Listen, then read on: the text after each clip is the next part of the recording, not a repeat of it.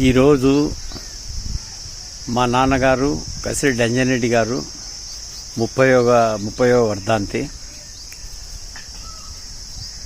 ఆయన 9వ సంతానమైన నేను కసిరెడ్డి శ్రీనివాసరెడ్డి. మాది చాలా పేద కుటుంబం.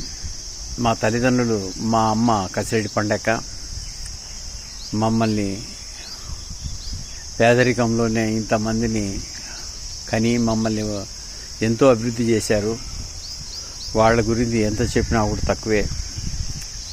ప్రస్తుత సమాజంలో తల్లిదండ్రులు జన్మనిచ్చినారు, చదివించినారు, పెళ్లి చేసినారు అన్న కొంతమందికి ఇంగిత జ్ఞానం లేకుండా తల్లిదండ్రులకు అన్నం పెట్టుకోకుండా బయట నొక్కుతున్నారు. ఇది ఎవరైతే చేస్తారో వాళ్ళు 100% పాపాత్ములే. ఎందుకంటే తల్లిదండ్రులు జన్మ ఇస్తేనే మనం భూమి మీద ఉన్నాం. ఈరోజు మనం బ్రతికి ఉద్యోగాలు చేస్తున్నాం, వ్యాపారాలు చేస్తున్నాం అంటే కారణం ఎవరు? మన తల్లిదండ్రులే. కాబట్టి ఇప్పుడు ప్రస్తుతం నాకున్న సమాచారం ప్రకారం 190% తల్లిదండ్రులకు అన్నం పెట్టేవాళ్ళు లేరు, తల్లిదండ్రులు మాట వినేవాళ్ళు లేరు. మరి అది అయితే 100% తప్పు. ఆ విధంగా ఎవరైతే చేస్తారో ఖచ్చితంగా వాళ్ళు కర్మ అనుభవిస్తారు. పూర్వం 3 కుటుంబాలు ఉండేటివి. పెద్దలు మంచి మాటలు చెప్పేవాళ్ళు, పెద్దల మాట సద్దిమూట.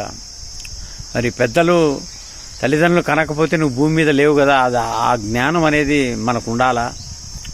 మరి నేను నా భార్య బాగా మా తల్లిదండ్రులు చూసుకున్నాం. కాబట్టి ఈరోజు మేము ఎలాంటి ఇబ్బంది లేకుండా బ్రతకగలుగుతున్నాం. మా పిల్లలు బాగున్నారు, మా కూతురు, మా కుటుంబాలన్నీ కూడా బాగున్నాయి. ఈ ఒక విధంగా చెప్పాలంటే మాది కసిరెడ్డి కుటుంబం చాలా పెద్దది. మా తండ్రి గారు ఒకరే, కానీ మా తండ్రి గారికి 9 మంది సంతానం, 7 మంది కొడుకులు, 2 బిడ్డలు. ప్రస్తుతం మేము 4 ఉన్నాం. మా అక్కగారు, మేము అన్నదమ్ములు 3. మరి మా కుటుంబం ఈరోజు లెక్కేసి కనీసం అంటే కూడా 100 మంది ఉంటాం మేము. అంటే వారి సంతతి మేము. కాబట్టి మేము జీవితంలో ప్రాణం ఉన్నంత వరకు కూడా మా తల్లిదండ్రుల్ని ఈ వర్ధంతులు ఖచ్చితంగా జరుపుతాం, జరుపుకుంటాం. జరుపుకోకుంటేనే మంచిది మాకు, జరుపుకుంటేనే చాలా మంచి జరుగుతుంది మాకు. కాబట్టి ప్రతి ఒక్కరు కూడా బ్రతికినప్పుడు వాళ్ళకి అన్నం పెట్టకపోతే వేస్ట్, మనకు ఈ జన్మే వేస్ట్. కాబట్టి ఇప్పుడైనా కూడా ఉన్న ఈ యువత చాలామంది తల్లిదండ్రులకు అన్నం పెట్టేవాళ్ళు లేరు. మరి వాళ్ళకి ఖచ్చితంగా బాగా చూసుకొని తల్లిదండ్రులని, మనము జన్మనిచ్చిన తల్లిదండ్రులకి వాళ్ళు మడసంగా చూసుకుంటే మన కుటుంబాలు బాగుంటాయి, మన పిల్లలు బాగుంటారు, మన భవిష్యత్తు బాగుంటుంది. దీన్ని ప్రతి ఒక్కరు కూడా ఆలోచన చేసి ఇప్పటి నుంచి అయినా కూడా ఈ మనము మన తల్లిదండ్రులు చూసుకోవాల్సిన బాధ్యత మనకుంది.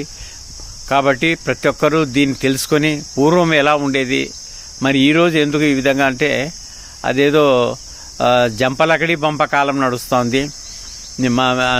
సాంప్రదాయాలకి విలువనివ్వడం లేదు, 3 కుటుంబాలకు కూడా విలువ లేకుండా విడిపోవడం అనేది ఇది చాలా మన దురదృష్టకరం.